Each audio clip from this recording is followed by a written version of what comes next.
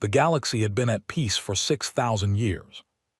Not the kind of peace that comes from kindness, not the kind that grows from trust or friendship between different peoples. It was the kind of peace that comes from fear, the kind that is held in place by an iron fist so large and so powerful that no one dares to raise their voice, let alone a weapon. The Galactic Concord was that iron fist. It was a union of more than 400 alien species. It stretched across 3 full spiral arms of the Milky Way galaxy. It had warships beyond counting. It had weapons that could crack a moon in half. It had laws written over thousands of years, and it had soldiers, billions of them, sworn to enforce those laws without question or mercy. For 6,000 years, the Galactic Concord had been the highest power in the known galaxy. There had been rebellions, yes. There had been small uprisings on distant worlds. There had been pirates and smugglers and border disputes between member species. But no one, not a single civilization in the recorded history of the Concord, had ever stood against the full might of the Empire and survived to speak of it. The Concord liked it that way. The Senate, which governed all 400 member species, sat on a planet called Vel Prime. It was a beautiful world, all golden plains and deep blue oceans, with a capital city that stretched for hundreds of kilometers in every direction. Towers of pale stone rose into the clouds. Ships moved through the sky like schools of fish in the sea. The streets were filled with beings of every shape and color and size, all of them living under the protection of the most powerful government the galaxy had ever seen. On the outer edges of Concord space, there was a region called the Outer Veil. It was a cold and mostly empty stretch of the galaxy, a place of dead stars and broken asteroid fields and long stretches of dark space where nothing interesting ever happened. The Concord had sensor stations out there, staffed by low-ranking soldiers who spent most of their time doing very little. It was considered a punishment posting. If you did something wrong in the Concord military, they sent you to the Outer Veil. Sensor Station Keth 7 was one of the most boring postings in the entire Outer Veil. It sat on a small rock of a moon orbiting a dead brown dwarf star. There were 12 soldiers stationed there at any given time. They monitored deep space. They filed reports that nobody read. They ate their meals in silence and counted the days until their rotation ended. The soldier on duty the night everything changed was a young Kreth named Soval. The Kreth were a reptilian species, gray-green skin, large golden eyes, long thin fingers built for delicate work. Soval was 23 years old by Concord Standard Time. He had been stationed at Keth 7 for 8 months. He had filed 242 sensor reports in that time, and not a single one had contained anything worth noting. He was eating a cold meal and staring at his sensor screen when the reading appeared. At first, he thought it was a malfunction. The sensor showed an object moving through deep space approximately 60 light hours outside the Outer Veil boundary. That in itself was not unusual. Space was full of objects, comets, asteroids, old dead satellites from species that no longer existed. But what made Soval set down his food and lean forward was not the object itself. It was the speed. The object was moving faster than anything Soval had ever seen on a sensor screen. Not faster in a way that could be explained by a standard hyperdrive. Hyperdrive travel was a technology every species in the Concord used. It folded space around a ship, allowing it to cross vast distances in short amounts of time. But this object was not folding space.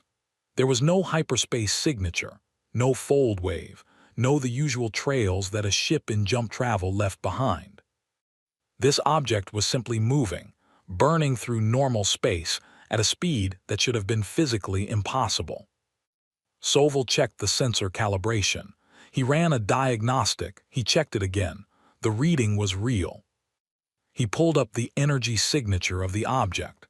That was when the cold crept into his chest. The energy coming off that object was enormous.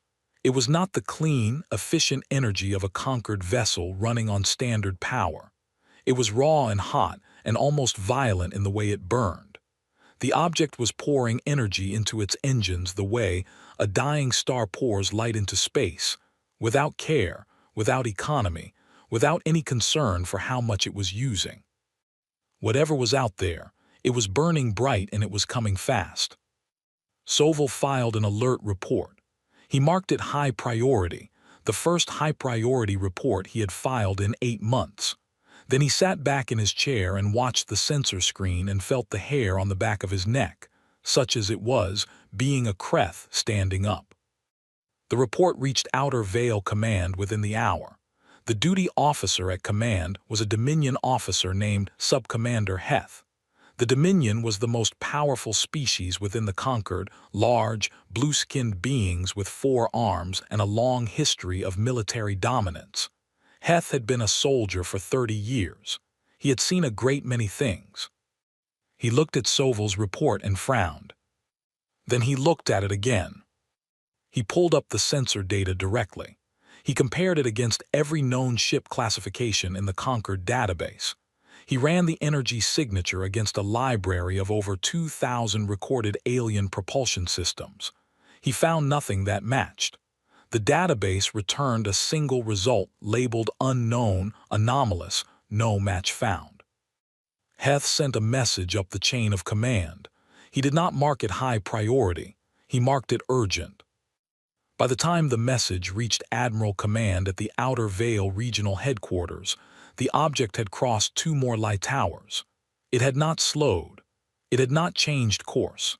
It was moving in a straight line, directly toward Conquered space, as if it knew exactly where it was going and had no interest in hiding the fact. Admiral Command dispatched 3 scout cruisers. The scout cruisers were fast, lightly armed ships designed for exactly this kind of situation, an unidentified object in deep space that needed to be identified and, if necessary, turned away. The 3 cruisers moved in formation. Their commanders were experienced officers.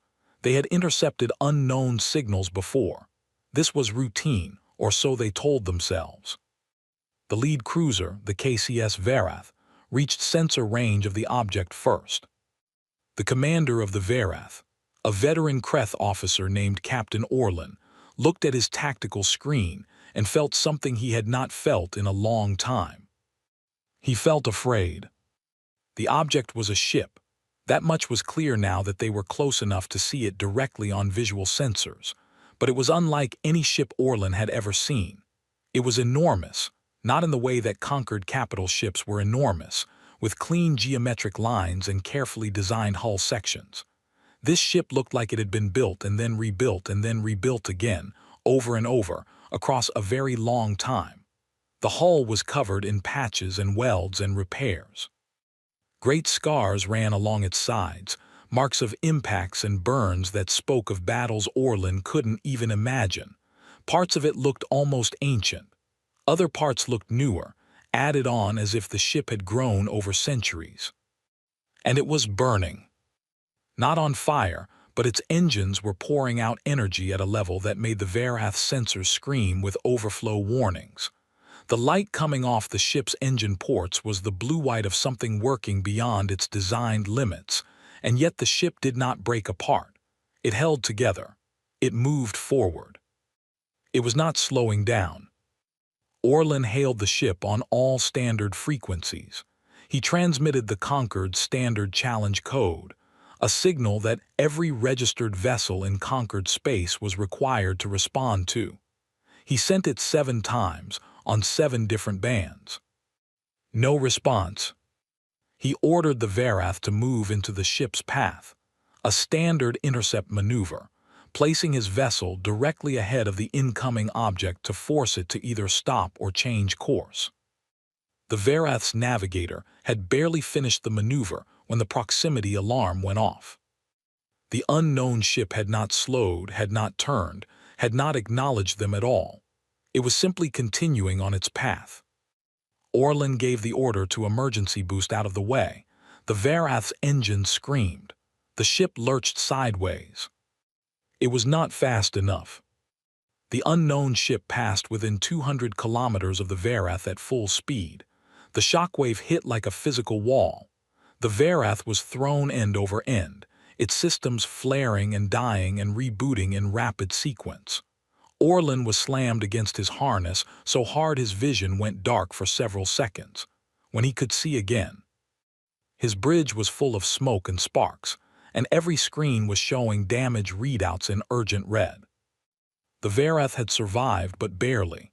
It was dead in space, drifting, systems struggling to come back online. The second cruiser, the KCS Drath, reported that it had been flipped completely over by the shockwave and had lost all primary propulsion.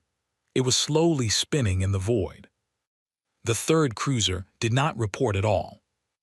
Orlin later found out that the KCS Orvin had been directly in the ship's path and had not gotten out of the way in time. The shockwave had hit it dead on. There were no survivors. One cruiser destroyed, 2 heavily damaged, 312 conquered soldiers dead. Not from a weapon, from a shockwave, from the wake of a ship that had not even noticed them. The report that reached Outer Veil Command 20 minutes later was not marked urgent. There was a classification above urgent that had not been used in over 200 years. It was called absolute emergency, and it was reserved for situations that threatened the stability of the Concord itself. Heth used it. The message burned across Concord communication networks at maximum priority. It was flagged and escalated at every relay station it passed through. By the time it reached the capital on Vel Prime, it had been read by 14 different admirals, 6 Concord senators, and the personal staff of the Supreme Commander of the Dominion Fleet. The Concord Senate convened an emergency session within 3 hours. The chamber was a vast circular room at the heart of the capital city. It could seat representatives from all 400 member species. It was rarely full. On the day the alert came through, it was standing room only. Grand Admiral Velcrath stood at the center of the chamber and read out the report. Velcrath was a large being, even by Dominion standards. He had fought in 7 wars. He had commanded fleets of 10,000 ships. He was the kind of soldier who did not easily show fear. His hands were shaking slightly as he read. The chamber erupted when he finished. Voices in 100 different languages rose at once. Species who had not spoken to each other in decades were suddenly shouting across the floor. The noise was so great that the session chair had to trigger the emergency silence system, a low-frequency pulse that suppressed all sound in the room for 3 seconds, just to get control back. Velcrath laid out what they knew. An unidentified vessel of unknown origin had entered Concord space from outside the outer veil. It did not match any known ship design. Its energy output exceeded anything in the Concord's technical database. It had destroyed 1 scout cruiser and disabled 2 others without using a single weapon, simply by passing near them at speed. It was now moving deeper into Concord territory along a heading that, if continued, would take it toward the inner systems within a matter of days. A senator from the Vreth species, small beings, nervous and quick, known for their expertise in xenobiology, raised a question that was on everyone's mind. What species built it? Velcrath looked at the senator. We don't know. The room went quiet again.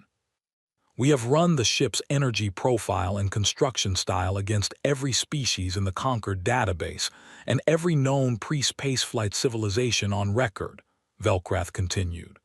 There is no match. This vessel does not belong to any species we have ever encountered. Then it comes from outside the galaxy, said another senator. That is one possibility, said Velcrath. It is not one I find comforting. The debate that followed lasted 6 hours. Some senators wanted to send the full battle fleet immediately. Others urged caution, arguing that any species capable of building such a vessel would not be intimidated by a show of force. Others, a smaller, quieter group, said that the Concord should attempt communication before doing anything at all. In the end, the Senate voted to scramble the Outer Veil Defense Fleet as a precautionary measure. 4,000 warships began moving into formation along the boundary of the outer veil. Orders were also issued to deep space relay stations to broadcast all known conquered greeting protocols on every frequency toward the unknown vessel. No response came. 48 hours after Soval's first alert, the unknown ship crossed into conquered space at the outer veil boundary without stopping. It did not respond to any hails. It did not deviate from its course. It moved like something that had made a decision long ago and was simply following through on it. Then, as suddenly as it had appeared, it stopped. It came to a halt near a dead star system at the very edge of the outer veil, a region of space with no inhabited planets, no stations, no strategic value. It simply stopped there and went completely dark. Every sensor reading that had been blazing with its enormous energy output dropped to almost nothing. The ship was still there. Conquered sensors could still detect its mass, but it had stopped burning, stopped moving, stopped doing anything at all. It was waiting. For what no one in the conquered Senate could say. The chamber on Vel Prime buzzed with theories and fears and arguments that grew louder as the hours passed, and the ship continued to sit in silence, unmoving and unresponsive. In the operations center of Outer Veil Command, Subcommander Heth stood at a long table covered in sensor displays and tactical readouts. Officers moved around him constantly, delivering reports, updating maps, running analyses. He had not slept in 2 days. He stared at the single point on the galactic map that represented the unknown vessel, a small point of light in a vast field of stars. He had fought many battles in 30 years. He had faced many enemies. He had never felt, not once in all that time, the particular feeling that had settled into his chest over the last 2 days. He recognized it, though. He had heard old soldiers describe it. He had read about it in history texts that covered the Conquered's earliest and most dangerous conflicts. It was dread. Not fear of a known danger. Not the clean, manageable fear of a soldier who knows what he faces. It was the cold, creeping dread of something completely unknown. Something that moved through the void without fear or hurry. Something that had destroyed one of his ships without even trying. Something that had come from nowhere, announced nothing, and was now simply sitting in the dark at the edge of conquered space, waiting with a patience that felt almost deliberate. Almost like a message. I am here, I know you see me, and I am in no hurry. Heth picked up his communication unit and filed another report. He marked it absolute emergency, same as the first. Then he went back to staring at the map. The ship sat in the dark and waited. The Conquered did not sleep while the unknown ship waited. Every admiral in the Outer Veil Defense Fleet had been recalled from leave. Every warship within 3 sectors had been ordered to move toward the holding position near the dead star system, where the strange vessel sat in silence. Supply ships were loaded and dispatched. Fighter wings were put on full alert. Communication arrays across the outer veil were tuned to maximum sensitivity, pointed at that single motionless point in space, listening for anything. Nothing came back. In the Senate chamber on Vel Prime, the emergency sessions had stopped being sessions and had turned into something more like a permanent state of panic dressed up in formal robes. Senators argued through the night and into the next day. They argued about what the ship was. They argued about what to do. They argued about who should be in command of the response. They argued about whether the response should be military, diplomatic, or scientific. The one thing nobody argued about was whether the ship was dangerous. That much everyone agreed on. Supreme Commander Velkrath had taken personal command of the assembled fleet. 12,000 warships now formed a vast shell of metal and firepower around the dead star system.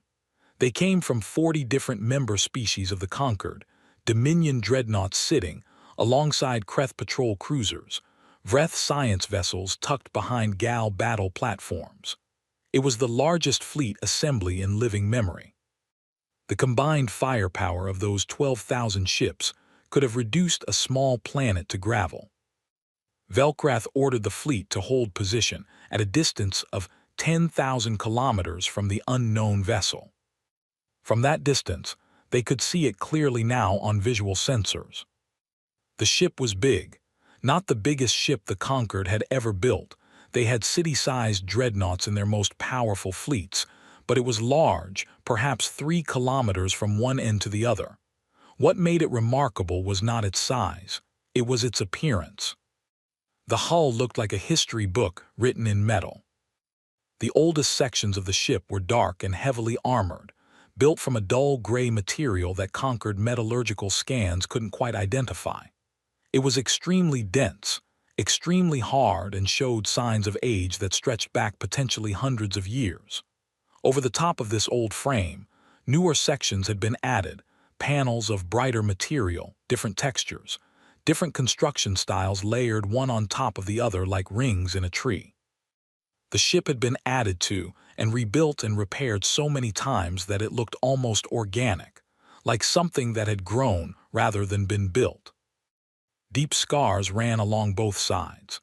Some were old burn marks from weapons that had struck the hull at some point in the distant past. Others were patches of damage that had been repaired with what looked like deliberate care, as if whoever maintained this ship took pride in keeping it whole even when it had been hurt. There were places along the ship's flanks where you could see clearly that sections had been completely replaced, the new material still slightly brighter than the aged hull around it. The ship had been through battles, many of them, over a very long time. It was still there, still intact, still functional. That, more than anything, made Velkrath uneasy. He gave the order for the communication team to broadcast the Conquered's standard greeting protocol. This was a message developed over thousands of years for exactly this kind of situation, first contact with a civilization not previously known to the Conquered. It was transmitted in 200 languages simultaneously, covering every major language family in the known galaxy. It identified the Conquered, explained that the region was sovereign Conquered space, and requested that the unknown vessel identify itself and state its purpose. It was the 200th time this protocol had been used in Conquered history. On every previous occasion, the response had come within minutes. The communication team broadcast the message. They sent it on every frequency they had. They sent it as sound, as light pulses, as data streams in every encoding format they knew. They sent it once, then again, then again. 47 minutes passed in silence. Then the unknown ship responded. It came back on every single frequency simultaneously. Not just the communication frequencies, every frequency. The signal was so broad and so strong that it overloaded secondary receivers on ships 1,500 kilometers from the source. It came in 200 languages, perfectly replicated, with native-level fluency in every single one. The message was 4 words in each language. In Dominion Standard, the most widely spoken language in the Conquered, it said, "We are humanity. We have been looking for you for a very long time." The communication room went completely silent. Velkrath read the message twice. Then he said, slowly, "Run the species identifier. Cross-reference against all known civilizations in the Conquered database and in the pre-contact observation archive." The database search took 90 seconds. That was a long time for a system that could usually process a query in fractions of a second. It meant the database was working hard. The result came back as a single line of text. One possible match, confidence 12% C, ARCHIVED file, case 3301 alpha. Velkrath pulled up the file. It was old, 3,000 years old by the timestamp. It was a survey log from a Conquered exploration vessel that had been charting the outer regions of what was now the Dominion's inner territory. Standard procedure: fly through a region of space, note any inhabited or potentially inhabited worlds, file a report, move on. The survey vessel had detected a small planet in an unremarkable solar system, 1 yellow star, 8 planets, the third of which showed signs of primitive biological life. The report noted the presence of what the survey team classified as a pre-spaceflight biological civilization living on the third planet. They had noted the species in passing. They had logged the world's coordinates. They had rated the civilization as low development, no strategic value, no contact recommended at this time. But they had not gone back. The world's name, as recorded in the survey log's own notes, using data picked up from the planet's primitive radio transmissions, was Earth. Velkrath stared at the word for a moment. Then he entered Earth's coordinates into the current galactic map. The map highlighted the location. It was not in the outer veil. It was not in some distant, unexplored corner of the galaxy. The coordinates put Earth squarely in the heart of what was now the Dominion's core territory, deep inside conquered space, surrounded on all sides by inhabited conquered worlds, conquered military installations, and conquered shipping lanes. Velkrath sat back in his command chair and stared at the screen. The implications were enormous, and they were bad.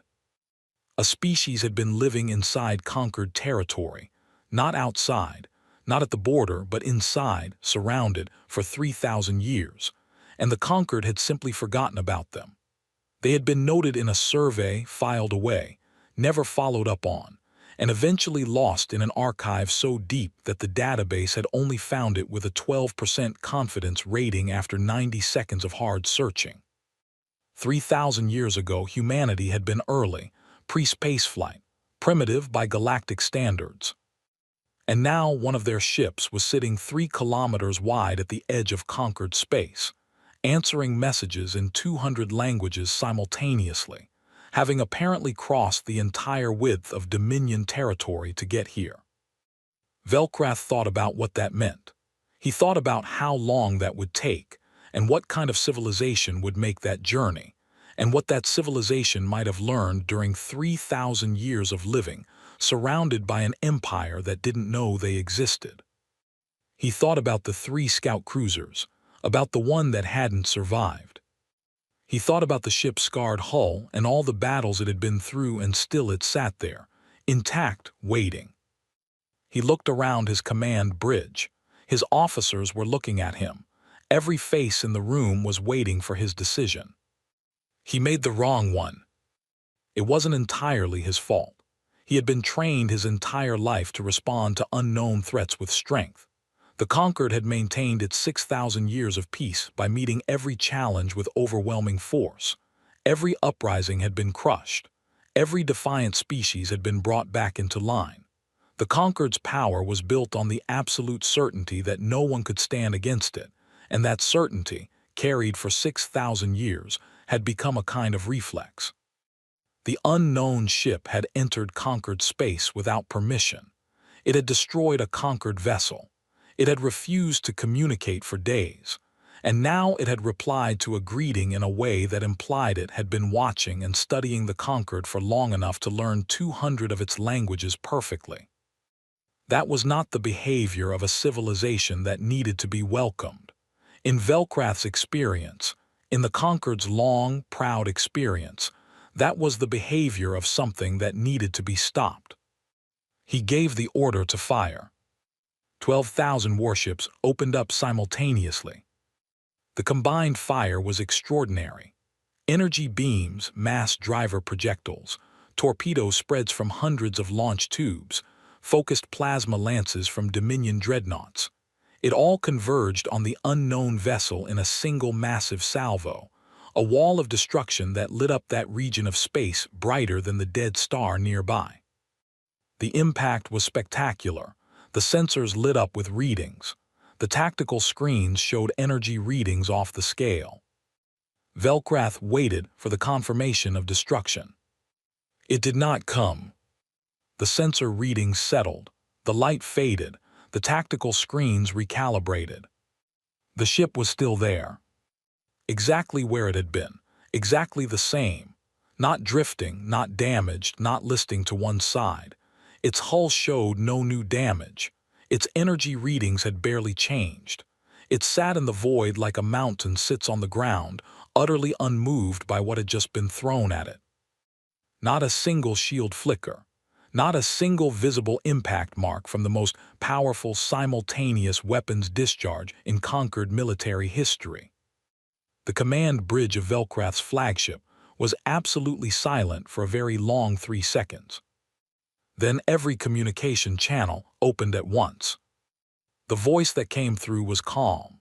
It was human-sounding, not harsh, not mechanical, not alien in the way that Velcrath had expected a truly foreign species to sound. It was a plain, even voice, speaking first in Dominion Standard and then, within the same breath, in the native language of every species whose ship was within range. It said, "That was a mistake. You fired first. We want that clearly understood. You fired first, and we did not return fire. We are recording everything. Every species in this fleet will be able to verify what happened here.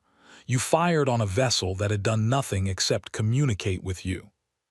A pause. When the voice returned, it was still calm. That calm was, somehow, more frightening than anger would have been. "We are going to give you one chance to correct this mistake.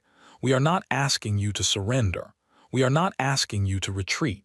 We are asking you to stop, think about what you just did, and decide whether you want to continue down this road. Because we have been patient for a very long time. We have been waiting for this conversation for longer than your Senate has had living members. We did not come here to fight you." Another pause. "But we are very, very good at it, so think carefully before you fire again." The channel closed. Velcrath sat in his chair and said nothing. Around him, his officers were perfectly still. No one moved. No one spoke. The Outer Veil Defense Fleet, 12,000 of the most powerful warships in the galaxy, sat in formation around a single vessel that had absorbed their full fire without a scratch. And the universe felt, in that moment, just slightly different than it had before. Smaller somehow. It was not a feeling Velcrath was used to. It was not a feeling any conquered officer was used to. For 6,000 years, the universe had felt like something the conquered owned, like something they controlled, like something that would bend to their will because everything had always bent to their will. This ship was not bending. Velcrath looked at the sensor screen, at the single point of mass sitting perfectly still in the dead star system. Then he looked at the communications officer. "Get me the Senate," he said. His voice was steady. He had been a soldier for too long to let it shake. But his hands, underneath the arms of his command chair where nobody could see them, were pressed flat against his legs, because if he didn't press them flat, they would shake too. The Senate session that followed was the longest in conquered history. It went on for 14 hours without a break. By the end of it, the chamber smelled of stress and cold food, and the biological byproducts of 400 species sitting too close together for too long. Tempers had broken and been rebuilt and broken again. There had been 2 separate incidents where senators from different species had to be physically separated by the chamber guards. But in the end, a decision was made. The conquered would treat the situation as an act of war. The unknown vessel, which the military had begun referring to simply as Target 1 in their reports, because nobody liked to say, "the ship we couldn't damage," out loud, would be engaged with the full force available until it was destroyed or forced to surrender. At the same time, a secondary fleet would be dispatched to the coordinates of the planet called Earth to assess whatever civilization existed there and determine the extent of the threat. The session was archived and sealed under the highest classification. What happened next, the conquered would later spend a great deal of time trying to explain away as something other than what it was. They would use words like tactical maneuver and strategic engagement in their official reports. They would describe it as a complex and sophisticated military operation. The truth was simpler. The truth was that the conquered attacked something it didn't understand and couldn't hurt. And what followed was 9 days of the most complete and humbling military defeat any power in the galaxy had ever suffered. It began on the morning of the second day, after the fleet had first opened fire. Target 1, which the crew of the vessel had by then identified by name during several more broadcasts. The ship was called UNSV Prometheus, the letters standing for United Nations Space Vessel. Names that meant nothing to conquered intelligence at the time began to move. It moved slowly at first, not with the terrifying speed it had shown coming in through the outer veil. It drifted out of the dead star system and into the outer edge of the assembled fleet. Velcrath ordered another full-firing salvo. The 12,000 ships discharged again. The Prometheus absorbed it like it absorbed everything else. Then it moved between the ships. This was what made the commanders in the fleet begin to feel something beyond simple fear. The Prometheus did not rush. It did not burn through the fleet at the terrible speed it had shown entering conquered space. It moved at a relatively moderate pace, fast but not impossibly so. What it did as it moved was precise, deliberate, and deeply unsettling. It targeted systems, not ships. As the Prometheus moved through the assembled fleet, it fired.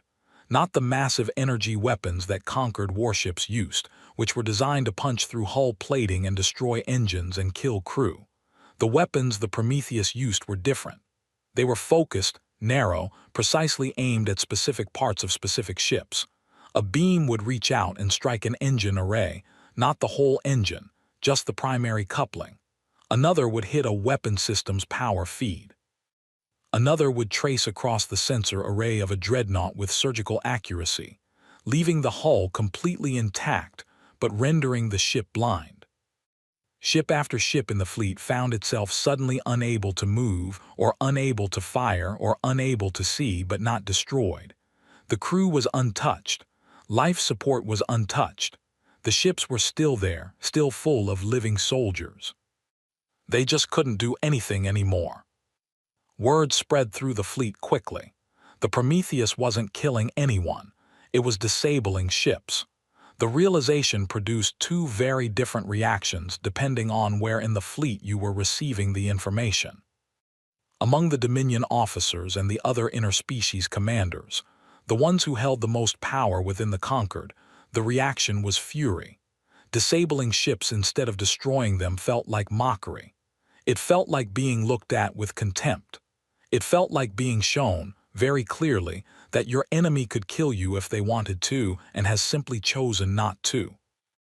Among the smaller species, the Vreth, the Keth, the Sarath, the dozen or so civilizations who had been conquered members for centuries but had always sat at the lower end of the Senate's power structure, the reaction was different. They watched a vessel absorb the full fire of 12,000 warships without a scratch, and then respond by disabling enemy ships with the care of a surgeon rather than the destruction of a killer. They started thinking. On the third day, the Prometheus broadcast another message. This one was not directed at Velcrath or the Senate. It was broadcast on every frequency, to every ship in the fleet, and it carried clearly to conquered relay stations deep inside the Empire's borders. Millions of beings on dozens of worlds received the broadcast simultaneously. It was not a threatening message. It was a statement of facts. The Prometheus crew listed, one by one, what they had done since the engagement began. They named each ship they had disabled. They described exactly what systems they had targeted and what they had left intact. They stated, clearly and repeatedly, that no conquered personnel had been killed since the initial engagement. The deaths of the scout cruiser crew were acknowledged and described as an accident caused by the Prometheus, not anticipating the ships being so close to its path at high speed. Then they released the archive file. The 3,000-year-old survey log from conquered exploration vessel Case 3301 Alpha. The one that had documented the planet Earth, rated it low development, no strategic value, and never gone back. Every being in the fleet heard it. Every sensor operator and navigator and gun crew member and junior officer heard the survey team's own voices describing a small blue world and its early civilization, and marking it as unimportant and moving on. And then they heard the Prometheus crew speaking calmly and without anger, explain what had happened to that small blue world in the 3,000 years since it had been forgotten. The smaller species in the fleet began talking to each other. On the fourth day, something happened that Velcrath had not prepared for, had not predicted, and would later describe as the moment he understood that the situation was no longer recoverable. New ships appeared and conquered space. They did not come through any sensor-monitored region. They did not emerge from hyperspace at the known jump points or fold entry corridors that conquered navigation charted and watched. They appeared from unexpected places, behind the dark side of moons, from inside dense asteroid fields, from regions of space that conquered sensors had read as empty. The first ship to appear was detected by a routine patrol vessel near the Geth Nebula, deep inside conquered space. The patrol vessel challenged the new contact. The response came in the same calm, clear manner as the Prometheus. The ship identified itself as the UNSV Endurance. It was not hostile. It was simply there, sitting in conquered space with its transponder broadcasting openly. Within 6 hours, 40 more ships had appeared, not clustered together but spread across a vast section of conquered space. Each of them had emerged from a hiding spot. Each of them broadcast the same open identification signal. None of them fired on anything. By the end of the 5th day, the number was over 300. The conquered intelligence service went into a controlled panic.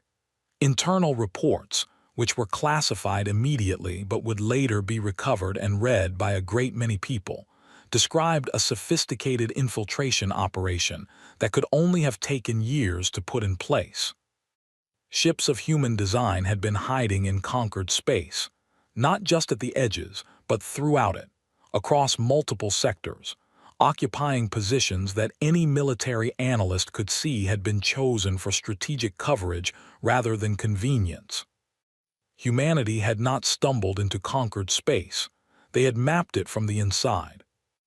Velcrath received the intelligence reports one by one as the days passed, and his fleet continued its failing engagement with the Prometheus. He read each one. He made notes. He filed responses requesting more information that increasingly never came, because the intelligence service was too busy trying to track all the new ships appearing throughout the Empire. On the 6th day, 3 of the smaller conquered species sent messages, not to Velcrath, not to the Senate. They sent them to the Prometheus directly. The Vreth message was the most direct. It said, "We are not your enemy. We have not fired on your vessel. We request that this be noted." The Keth message was similar. The Sareth message was longer and included a formal statement of grievances against the Dominion that had, apparently, been building for several hundred years and was now being presented to an outside party for the first time. By the 7th day, 6 more species had sent similar messages. 3 of them quietly began pulling their ships out of fleet formation and moving them to holding positions at the edge of the engagement zone. Velcrath sent orders demanding they return to formation. 2 species complied. 4 did not. The Conquered's unified front was cracking. On the 8th day, the Prometheus changed what it was doing. It stopped moving through the fleet. It gathered speed slowly, deliberately, building up velocity in a way that Conquered sensors could track clearly and predict. Every tracking station in the fleet had its course laid in before it got there. The destination was obvious. The Prometheus was heading for Vel Prime, the capital world. Velcrath dispatched the fastest ships in the fleet to intercept it before it could reach the inner systems. He had no reason to believe they would stop it. Nothing so far had stopped it. But he couldn't simply let it fly through conquered territory toward the Senate chamber without making the attempt. The intercept fleet moved into position. The Prometheus flew through them. It did not fire once. It disabled the engines of every ship that moved directly into its path, with the same precise, non-lethal targeting it had demonstrated from the beginning, and it simply continued on its heading. It entered orbit above Vel Prime at dawn on the 9th day. It was visible from the surface, a dark shape against the pale blue of the planet's sky, moving slowly across the horizon, catching the light of the sun in a way that made it look almost beautiful from the ground. People in the capital city stopped in the streets and looked up. Children pointed. News broadcasts that had been covering the fleet engagement with breathless commentary suddenly fell quiet as their cameras turned to the sky. The Prometheus did not fire a single shot. It did not threaten. It did not make demands. It simply orbited, slowly, visibly, undeniably present. The Senate chamber, which sat under that sky, held an emergency vote within 3 hours of the Prometheus taking up its orbit. The vote was on a single question: should the Conquered request a ceasefire? The vote was not close.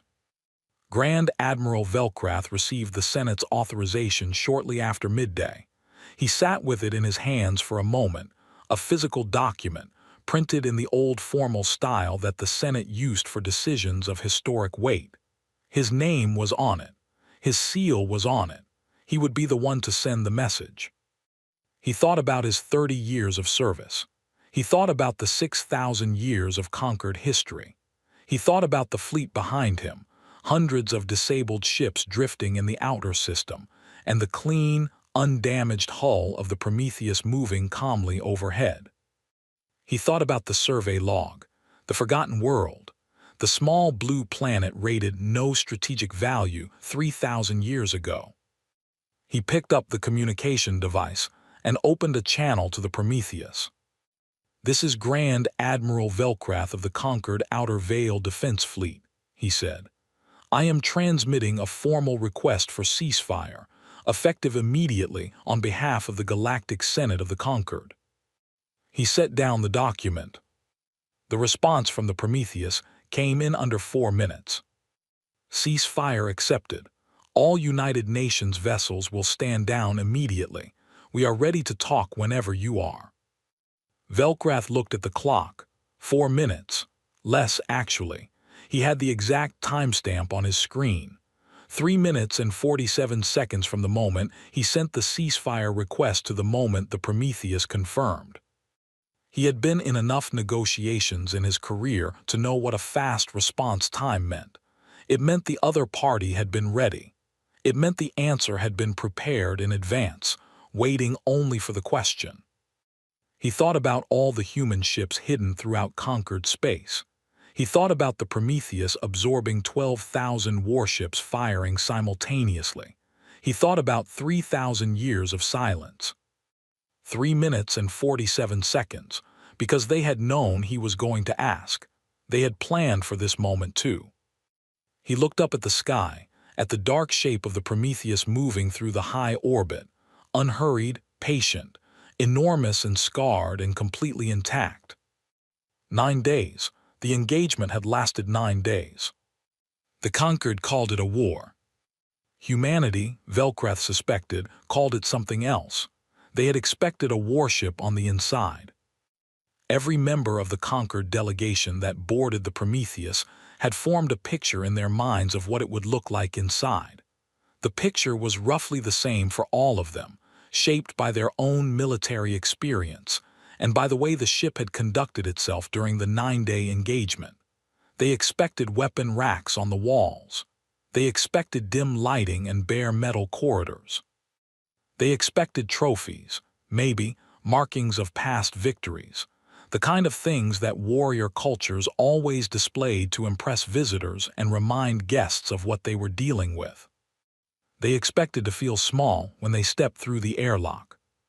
The Prometheus was not what they expected. The delegation had been transported to the ship in a standard Conquered shuttle. There were 8 of them: Grand Admiral Velkrath, 3 senior senators representing the Dominion and 2 allied species, 2 intelligence officers, and a xenobiologist from the Vreth who had specifically requested to be included, and had spent the shuttle ride pressed against the porthole, watching the approaching ship with enormous golden eyes that could not seem to look anywhere else.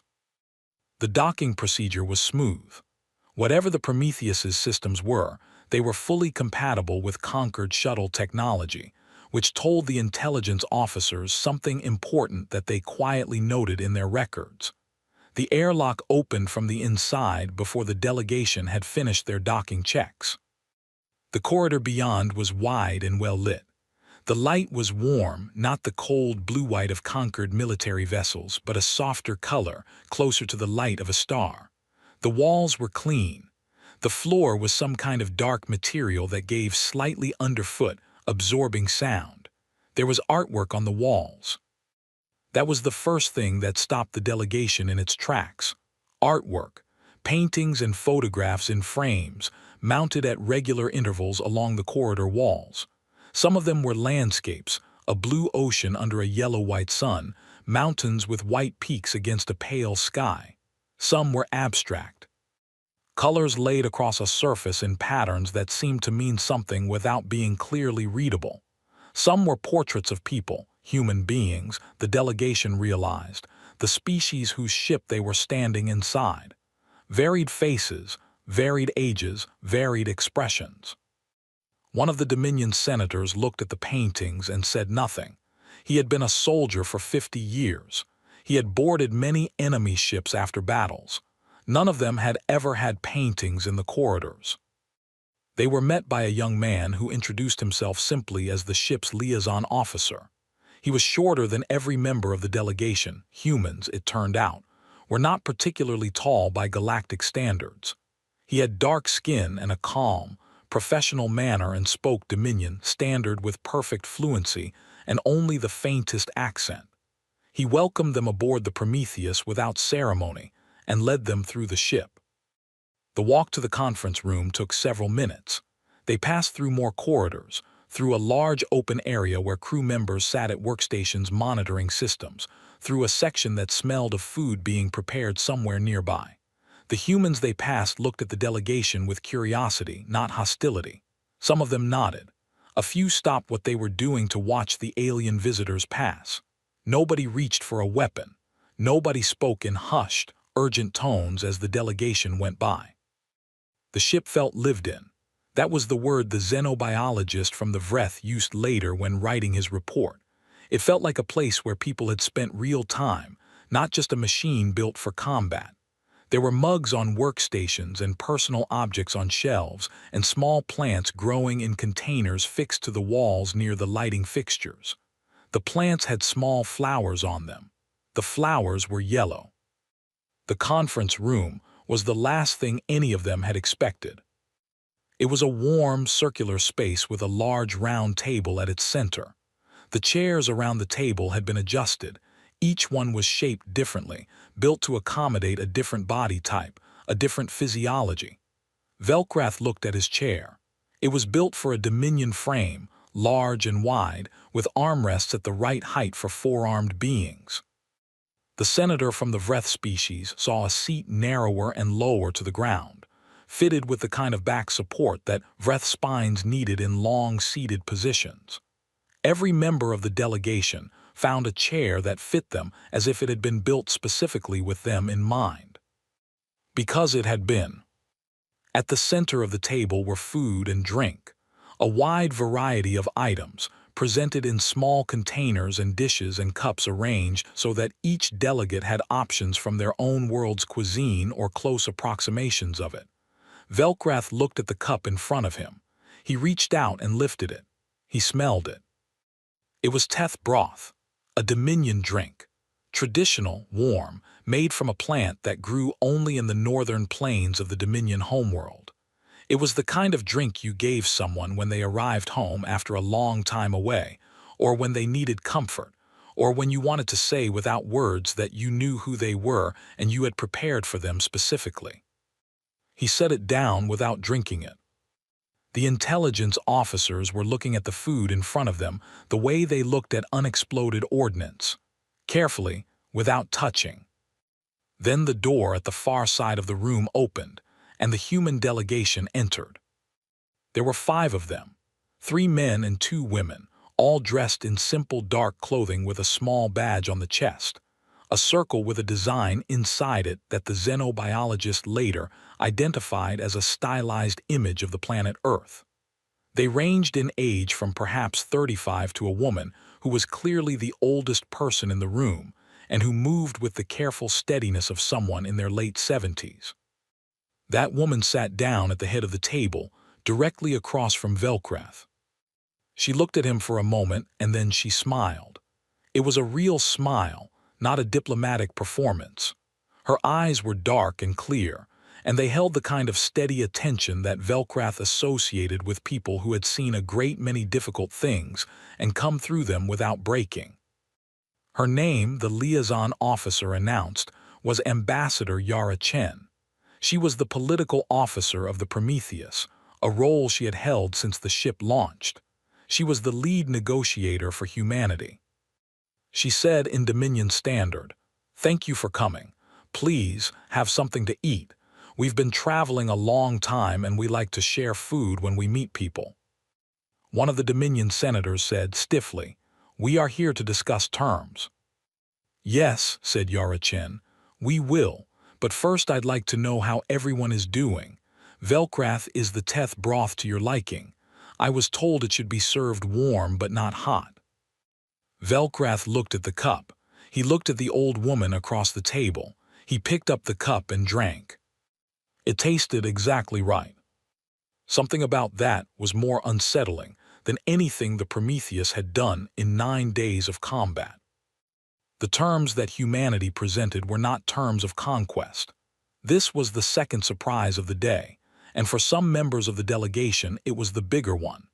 They had come prepared for demands, reparations, territory, resource agreements, the kinds of things that victorious powers in galactic history had always extracted from the defeated. They had lists prepared of what they were willing to concede and what they would hold firm on. Velcrath had 3 separate negotiating strategies outlined in the secure portfolio at his side. He never opened it. Yara Chen placed a single document on the table. It was a physical document, thin, flat, clearly printed, not a data file. It was 10 pages long. She slid it to the center of the table and said, "These are our terms. Read them, please, all of them. Take as much time as you need." The delegation read. The terms were 4 in number. The first required a formal Concord acknowledgement that the planet Earth had been surveyed, catalogued, and never followed up on, a violation of the Concord's own founding charter, which required that any catalogued inhabited world receive a follow-up contact assessment within 100 years of first documentation. The second required the immediate and complete withdrawal of all Dominion military and administrative assets from the Sol system, the solar system containing Earth, and the establishment of Earth's sovereign territory as a protected zone under standard Concord law. The third was the one that had every member of the Dominion delegation sitting up straighter by the time they reached it. It required that humanity be granted membership in the Galactic Concord, not as a new applicant species, but as a retroactive founding signatory. The legal argument was laid out in a footnote that the intelligence officers spent several minutes reading in silence. The founding charter of the Concord, written 6,000 years ago, established that any surveyed and documented civilization could be considered a member from the date of their first documentation. Earth had been documented 3,000 years ago. Humanity had, technically, by the Concord's own founding law, been a member of the Concord for 3,000 years. They were not asking for membership, they were collecting it. The fourth term required full access to all Concord records related to Earth. Every survey, every observation file, every piece of data the Concord had ever gathered about humanity's world. All of it, released completely and without redaction. That was it, 4 terms. No demand for territory, no reparations for the attack, no demand for military concessions or fleet reductions, no requirement that the Concord acknowledge defeat.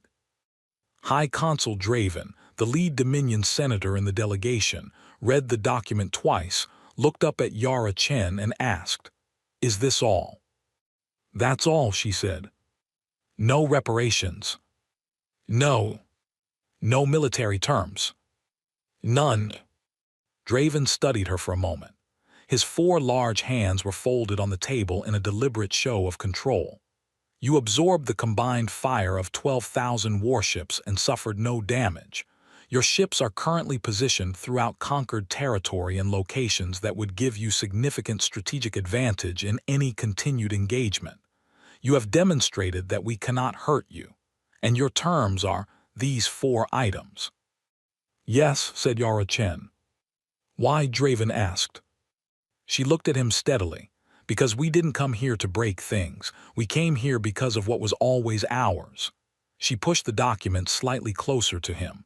"We want what the Charter says we're entitled to. We want our record cleared. We want our solar system. We want the seat at the table that should have been offered to us 3,000 years ago. That's it." Draven looked at the document for a long moment. Then he asked the question that every being in the room had been thinking since the moment they boarded the ship. He asked it quietly, without aggression, in the tone of a man who simply needed to know. "How many ships do you have?" The room was very still. Yara Chen looked at him. Then she picked up the small cup of tea that had been placed in front of her. One of the human delegation members had brought a small brewing device and made it during the reading period, filling the room with a faint, pleasant smell, and she took a slow sip. She set the cup down. She did not answer the question. She looked instead at the full delegation and said, "I'd like to suggest we take a short break before beginning the formal session. There are restrooms down the corridor on the left, fitted for your various requirements. We also have a small meal prepared if anyone is hungry." She stood up, smoothing her dark jacket. "The document stands as written," she said. "We're ready to formalize whenever the Senate is ready to respond." She walked to the side of the room and began quietly speaking with one of her own delegation members about something unrelated, completely relaxed, as if the conversation that had just taken place had been a routine and unremarkable part of her day. Velkrath sat in his chair and looked at the document on the table. He thought about the question Draven had asked and the answer that had not been given. He thought about all the human ships positioned throughout conquered space, the ones they knew about and the ones they certainly didn't. He thought about 3,000 years of preparation and a 9-day engagement that humanity had clearly already planned the ending of before it began. He picked up his cup of teth broth and finished it. It was still warm. They had timed it perfectly. Of course they had. The Conquered signed. It took 3 more days of formal session aboard the Prometheus before all 4 terms were agreed to and the final document was prepared. The signing ceremony was brief and almost quiet compared to what had come before it. Grand Admiral Velkrath added his seal. High Consul Draven added the Senate's formal mark. 2 representatives from smaller conquered species, who had been invited as independent witnesses, the Vreth and the Keth, who had been among the first to privately reach out to the human fleet during the engagement, signed as observers. Yara Chen signed for humanity with a plain writing instrument that she carried in her jacket pocket. She didn't make a speech. She didn't mark the moment with ceremony. She looked at the completed document for a moment, nodded once to herself and said, "Good, thank you all." Then she asked if anyone wanted more tea. The formal report that the conquered Senate released to its member species the following week described the agreement in careful, measured language. It acknowledged the rediscovery of a previously documented species. It outlined the terms of Earth's formal membership. It described the previous 9-day engagement in the flattest and most neutral language the Senate's communications team could produce. It said as little as possible about what had actually happened. The actual story, however, spread on its own. Crew members from the ships that had been disabled during the engagement told their families what they had seen. Officers who had watched 12,000 warships fail to leave a mark on a single vessel described it in letters home that got passed around and read by people who passed them on further. The Vreth and Keth delegations, no longer bound to Dominion information protocols, spoke openly with their own people. And then there was the broadcast that the Prometheus itself had released during the engagement, the one carrying the 3,000-year-old survey log, the one that had gone out on every frequency to every ship and station in range. That broadcast hadn't been contained. It had spread through relay stations deeper and deeper into conquered space, and millions of beings had heard it, and millions more had heard about it secondhand. And by the time the Senate's careful official report was released, most of the galaxy already knew the bones of the story. A species had been forgotten. They had grown anyway. They had come back. The details filled in slowly over the following months, as humanity began releasing its own account of events. They did this through the Concord's own communication network, to which they now had full member access, in a series of broadcasts and documents that were dry and factual, and completely without self-congratulation, which somehow made them more compelling to read than any boastful account would have been. The survey vessel Case 3301 Alpha had passed through the Sol system 3,012 years ago. Its log, recovered and released in full under the terms of the agreement, showed that the survey team had spent approximately 4 hours scanning Earth and its neighboring planets before concluding their assessment and moving on. They had noted signs of a developing civilization. They had marked the world as non-threatening. They had filed their report. The file had gone into the archive, and nobody had ever looked at it again. In the 3,012 years that followed, a great deal had happened on Earth. Humanity had fought wars, many of them, some so destructive that they came close to ending the species entirely.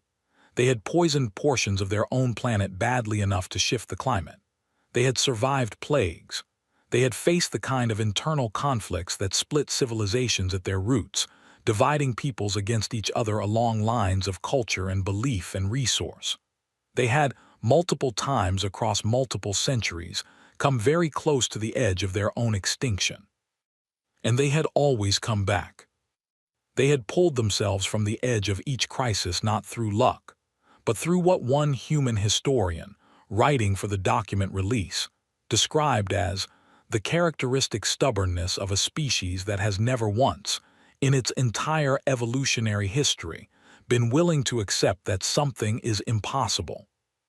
They had reached space on their own, without guidance, without help, without any of the technological sharing that conquered member species gave to each other. They had built their first generation of spacecraft from scratch, through trial and error and disaster and learning and trying again. Their first missions beyond their own world had been slow and fragile and dangerous. Dozens of early astronauts, as they called their space travelers, had died in the process. They had kept going anyway. Then, roughly 800 years before the Prometheus arrived at the outer veil, a deep space survey team had found something unexpected near the edge of humanity's solar system. Caught in the gravitational wake of a wandering dwarf planet was a piece of ancient technology, not human technology, but alien. Very old. A deep space relay station, automated, long since depleted of power, but with its data storage intact. The station was Concord technology, from the same era as the survey vessel Case 3301 Alpha. The data recovered from the station took decades to decrypt. Human linguists and historians worked on it for generations, but eventually they cracked it, language by language. And what they found inside was not just one survey log. It was a partial map of the galaxy, records of hundreds of civilizations, notes from thousands of years of conquered exploration. A window into a galaxy that was enormously, almost incomprehensibly populated, and that had looked at humanity and decided they weren't worth stopping for. The decision that followed was not made in a single meeting. It was not the decision of one leader or one generation. It was a conversation that humanity had with itself over several hundred years. They knew they were not alone. They knew that out there, in a galaxy full of civilizations, an empire of 400 species had the ability to appear above their world without warning and do anything it wished. They knew that they had been seen and dismissed, which meant they could be seen again, at any time by anyone, and the next visitor might not be as indifferent as the survey team. They had two choices. The first was to announce themselves, broadcast a signal, invite contact, step into the galactic community openly and see what happened. This option was debated extensively. It was ultimately set aside, not out of fear exactly, but out of a specific and carefully reasoned concern. Humanity had read the Concord's records. They had studied the history of the empire that surrounded their solar system without knowing it. They had seen the pattern. Species that were discovered before they were strong enough to negotiate from any position of strength were absorbed, diminished, or made into dependent members of a structure not built with them in mind. They had no interest in being absorbed. The second choice was to prepare, to grow quietly, to develop without drawing attention, to use the knowledge from the relay station to learn everything they possibly could about the galaxy around them before taking a single step into it, to be patient, and to be ready before they were visible. They chose patience. The ships had come first, a fleet built over generations, each vessel designed with technology that pulled from everything humanity had learned both from its own research and from the slow, careful analysis of Concord technical records recovered from the relay station. Human engineers pushed hard. They had no trade partners, no species to buy technology from, no shortcut available to them. What they built from their own knowledge, and because of that it was genuinely theirs, not a copy, not an approximation, but the result of human minds approaching problems that the Concord had solved one way and finding, in many cases, completely different ways to solve them. Better ways in some cases. The shields that had absorbed 12,000 warships firing simultaneously were one example. The propulsion system that had let the Prometheus cross Concord space in the time it did was another. These were not stolen technologies. They were human technologies, grown from human science, shaped by human necessity. The necessity of a species that had no backup option and therefore could not afford to accept good enough when better was achievable. Then came the intelligence operation. The ships that had hidden throughout Concord space had been placed over a period of nearly 30 years, moving quietly and carefully, using a technique that exploited a gap in Concord's sensor technology that human engineers had identified from the recovered records. The ships had run cold and silent, using minimal power, staying in positions chosen specifically because Concord patrol routes avoided them. They had not all gone in at once. That would have been detectable. They had gone in ones and twos across decades, slipping into position and going still and waiting. By the time the Prometheus crossed the outer veil, humanity had been inside Concord space for 3 decades. The 9-day engagement, the Prometheus crew explained in their release documents, had been planned for. Not hoped for, planned for. The response to the ceasefire request had been 4 minutes because the text was already written and had been waiting to be sent. The conference room aboard the Prometheus, with its custom chairs and the teth broth and the carefully prepared food from every delegation member's homeworld, had been set up weeks before the ship crossed into Concord space, because the people who planned the mission had calculated that a ceasefire and negotiation was the most probable outcome if the initial engagement was handled correctly. Correctly meant, don't kill anyone, don't destroy anything that can't be replaced, be impossible to beat but don't punish them for trying. Let the smaller species see what you're doing. Let the empire's own internal tensions do some of the work. Make it clear that you could end the conversation any time you chose to, but that what you actually want is a conversation. It worked exactly as planned. The document releases and the slow spread of the story through the Concord's populations had effects that the Senate had not anticipated and could not contain. Among the Dominion and the other inner species, the powerful ones who had run the Concord for millennia, the reaction was predominantly one of deeply uncomfortable reassessment. They had fired first. Their own records confirmed it. The Prometheus's records confirmed it. Every sensor log from every ship in the fleet confirmed it. The most powerful military force in the galaxy had opened fire on a vessel that had done nothing except communicate. And the vessel had absorbed the attack without harm and responded not with destruction, but with precision, restraint, and documentation. They could not make the story go away. They could not frame it as a victory. They could not file it away in a deep archive the way they had filed away the survey log of a small blue world 3,000 years ago. Among the smaller conquered species, the ones who had always sat at the lower end of the Senate's power, who had always benefited from the Concord's protection but had never quite been equal partners in it, the reaction was something else entirely. It was quiet and it was strong, and it showed up in Senate voting patterns over the following years in ways that the Dominion found increasingly frustrating. Humanity had done something that no species inside the Concord had ever been able to do.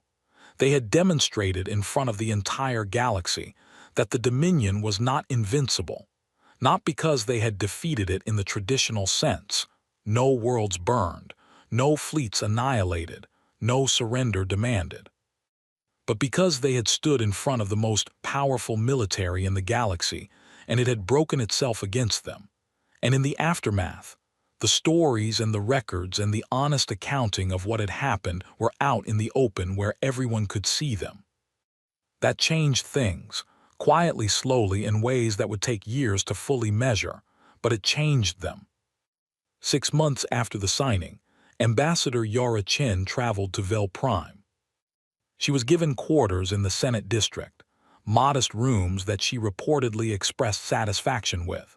She attended a series of formal introductory sessions with Senate officials from various species, was briefed on Concord procedures, and was shown to her assigned workspace in the Senate building. On the morning of her first formal session as a seated member, she arrived early. She sat in Humanity's designated seat, a new seat, added to the chamber's outermost ring, and she looked around the room. The chamber was filling slowly. Senators arrived in small groups, found their seats, spoke to colleagues. Many of them looked at her. Some looked with hostility, some with curiosity, some, particularly from the smaller species, with expressions she recognized as something approaching the way you look at someone who did something you had long wished someone would do. The session chair called the chamber to order. The formal greeting to a new member, as prescribed by Concord Charter, was read aloud, a long and ceremonial text that had been recited 400 times in the Concord's history, each time a new species took their seat. It acknowledged the new member. It welcomed them to the community of the galaxy. It stated the rights and responsibilities of membership. When it was finished, the session chair performed the traditional courtesy. She looked at the newest member of the Concord Senate and asked if they had anything to say before the day's proceedings began. The chamber was quiet. Yara Chin stood up. She was the shortest being in the room. She was the oldest delegate on the floor. She stood straight and she looked around the chamber, all 400 species, all the power and history and weight of 6,000 years of galactic civilization, and her expression was completely calm. She said, "We've waited 3,000 years for this meeting." She looked at the session chair. She looked at the Dominion senators. She looked at the Vreth delegate who was watching her with large golden eyes that were, if one looked carefully, slightly wet. "Let's not waste it." The chamber erupted. Not in the way that meant anger or disorder.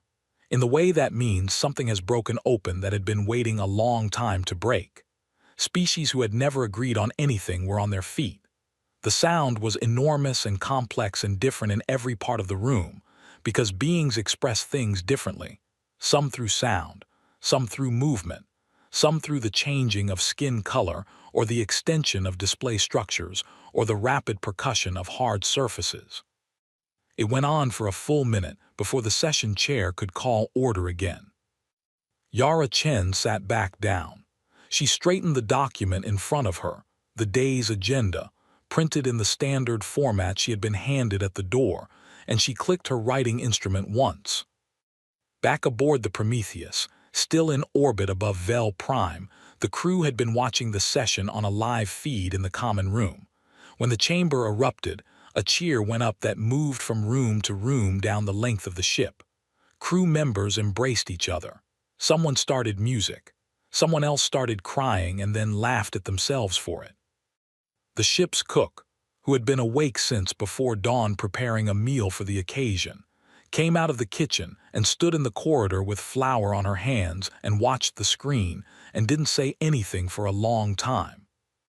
Somewhere in the galaxy, in a solar system with one yellow star and 8 planets, on a world with blue oceans and green land and white clouds, and a long and complicated history, it was morning in several of the major cities. People were waking up and starting their days and living their lives in the way that people do when they don't yet know that something historic has just happened far away. They would learn soon. The Concord's communication network was fast, and humanity now had full access to it. By that evening, every screen on Earth would carry the image of a small, gray-haired woman, standing up in a golden chamber full of the galaxy's most powerful beings. By that evening, the galaxy would know that the species it had once surveyed, deemed unimportant, and forgotten had not forgotten them. Had never forgotten them. Had simply been patient. 3,000 years of quiet, deliberate, unbroken patience. The patience of a species that had survived everything its own world and its own nature could throw at it, and had come out on the other side of all of it not harder or colder or more warlike, but more certain, more steady, more themselves. They had not conquered the galaxy. They had not humiliated it or broken it or burned it down to show that they could. They had joined it, on their own terms, after doing their homework, and they had walked through the door that their own founding charter had left open for them 3,000 years ago and simply sat down at the table that had always been theirs. Later, in one of the many profiles written about Yara Chen in the years that followed, a journalist asked her what she had been thinking at the moment she stood up to address the Senate. She thought about it for a moment, then she smiled. "I was thinking that I needed to adjust the microphone," she said. "The chair was a little low." Then she picked up her tea and changed the subject.